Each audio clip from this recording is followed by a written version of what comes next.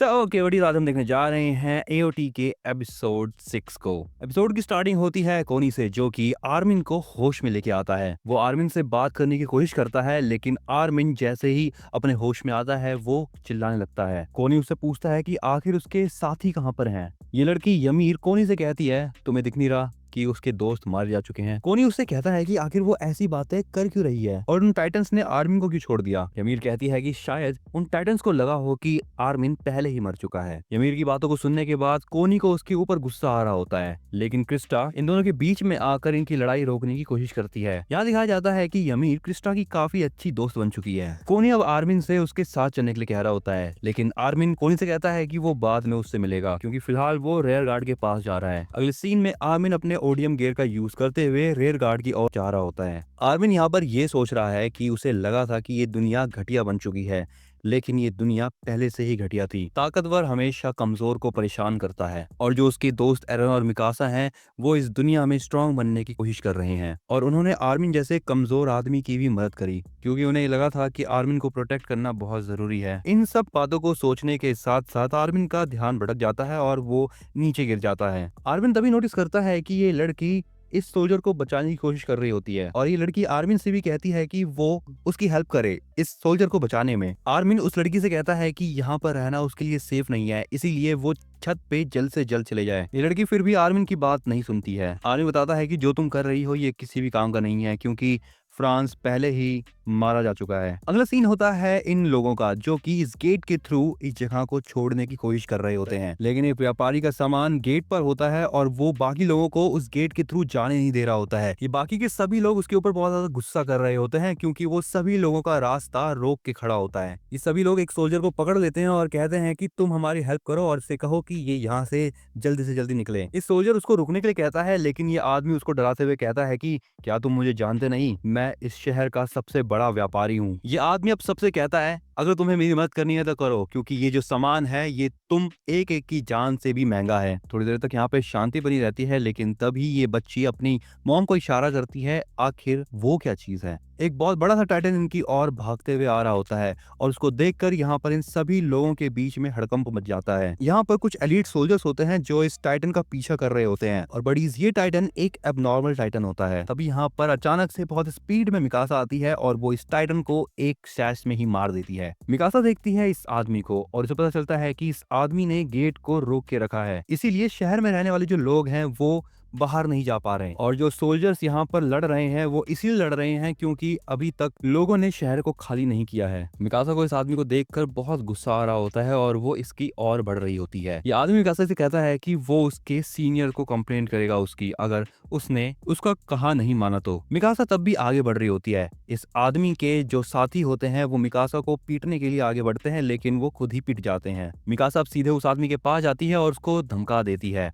जिसके बाद ये आदमी अपना सामान गेट पे से हटाता है। एंड इस आदमी की गाड़ी हटते ही ये बाकी सभी लोग उस गेट से दूसरी जगह पे जाने लगते हैं। ये लड़की और उसकी जो मॉम है वो मिकासा के पास आते हैं और उसको थैंक्स कहते हैं। अगले सीन में मिकासा और उसका सीनियर जो है वो एक रूफ टॉप पे होते हैं। मिकासा का सीनियर उसे कहता है कि उसने उस टाइटन को मार के बहुत अच्छा काम किया। मिकासा उसको बताती है कि उसने ये काम तो कर दिया, लेकिन इस चक्कर में उसने अपने ब्लेड को खराब कर लिया। अगला सीन एक फ्लैशबैक होता है और ये मिकासा का बचपन है। मिकासा यहाँ पर अपनी मॉम को एक चीज बनाकर दिखाती है। मिकासा की मॉम उससे कहती है कि जो चीज मिकासा ने बनाई है वो बहुत खूबसूरत है। घर में मिकासा के डैड भी होते हैं। मिकासा के डैड इनको बताते हैं कि डॉक्टर जेगर जो है वो आने वाले होंगे। थोड़ी देर बाद गेट पर कोई नॉक करता है।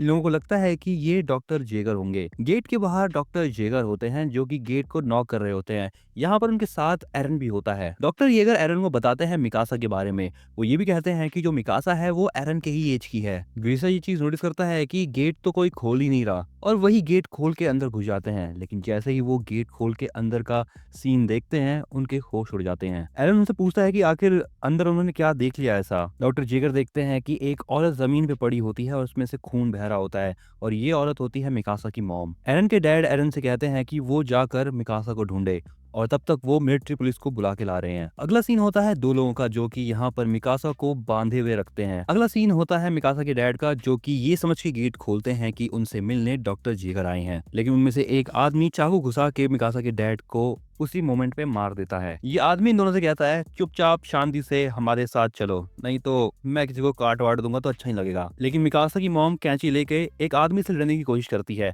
और इसी छीना झपटी में ये आदमी मिकासा की मॉम को भी मार देता है, जिसके बाद ये सभी लोग मिकासा को पकड़ के अपने साथ ले जाते हैं। तभी अचानक से यहाँ पर एरन आता है। ये आदमी उसके ऊपर गुस्सा करते हुए कहता है बच्चे यहाँ से भाग जाओ, लेकिन एरन उस आदमी से कहता है कि वो जंगल में भटक गया है और उसने एक कैबिन देखा इसलिए वो यहाँ पर आ गया। लेकिन एरन के पास यहाँ पर एक चाकू होता है। ये आदमी उसको समझा रहा होता है कि ऐसे जंगल में नहीं घुमा करते क्योंकि भेड़िए भी घूमते हैं आसपास, और एरन उस आदमी को जान से मार देता है उसी चाकू से। एरन उस आदमी को मार के बाहर चला जाता है। ये आदमी उसका पीछा करने के लिए बाहर आता है, लेकिन एरन वहां से गायब हो चुका है। ये आदमी जैसे ही गेट से बाहर निकलता है एरन उस पर भी हमला कर देता है। मिकासा को भी होश आता है और वो देखती है कि एक लड़का उस आदमी को मार रहा होता है जिसने उसके पेरेंट्स को मारा था। उस आदमी को मारने के बाद एरन मिकासा की रस्सियां खोल देता है और वो अपने आप को इंट्रोड्यूस करता है मिकासा से। वो मिकासा को बताता है कि वो डॉक्टर येगर यानी उसके पापा के साथ ही आया था मिकासा के घर पर चेकअप के लिए। और तभी यहाँ पर एरन के पीछे एक और आदमी आ जाता है और ये उन्हीं का साथी होता है, और वो यहाँ पर आते ही एरन को पीटना शुरू कर देता है। एरन मिकासा की तरफ देखता है और वो उसको लड़ने के लिए कहता है। मिकासा भी यहाँ पर उस चाकू को उठा लेती है, लेकिन वो कहती है कि वो किसी को नहीं मार सकती। लेकिन थोड़ी देर बाद अचानक ही मिकासा में एक नई एनर्जी आ जाती है। मिकासा के अंदर अचानक ही बहुत ज्यादा पावर आ जाती है और वो उस आदमी को जान से मार देती है। कुछ देर बाद यहाँ पर दो सोल्जर्स आते हैं और वो इन लोगों की मरी हुई हालत देखकर बहुत ज्यादा डर जाते हैं। उन्हें लगता नहीं है कि ये सारी चीजें जो है वो उन बच्चों ने करी होगी। अगला सीन होता है एरन का, जो कि अपने डैड के पास आ चुका है मिकासा को लेकर। मिकासा डॉक्टर येगर को बताती है कि अब उसके पास कोई भी घर नहीं है जहाँ पर वो जा सके। एरन देखता है कि मिकासा को ठंड लग रही है, इसलिए वो अपना स्कार्फ निकाल कर मिकासा को पहना देता है। डॉक्टर येगर मिकासा से कहते हैं कि आज से मिकासा उनके साथ ही रहेगी उनके घर पर। एरन भी मिकासा का हाथ पकड़ लेता है और वो उसको अपने साथ चलने के लिए कहता है। अगला सीन होता है प्रेजेंट का और यहाँ पर लोगों की इवैक्यूएशन पूरी हो जाती है। मिकासा का सीनियर उसको यहाँ से चलने के लिए कह रहा होता है, लेकिन मिकासा अपने सीनियर से कहती है कि वो अभी वैनगार्ड जा रही है। वो यहाँ पर एरन से मिलने के लिए ही वापस जा रही होती है। मिकासा कहती है कि उसके पास अभी भी एक घर है और वो है एरन, और जब तक एरन उसके साथ है वो कुछ भी कर सकती है। और इसी के साथ बड़ीज यहाँ पर ये एपिसोड था एंड। मैं मिलता हूँ तुमको जल्द ही दूसरे एपिसोड में। तब तक के लिए अगर तुमने इससे पहले के एपिसोड नहीं देखे हैं तो तुम प्लेलिस्ट चेक कर सकते हो।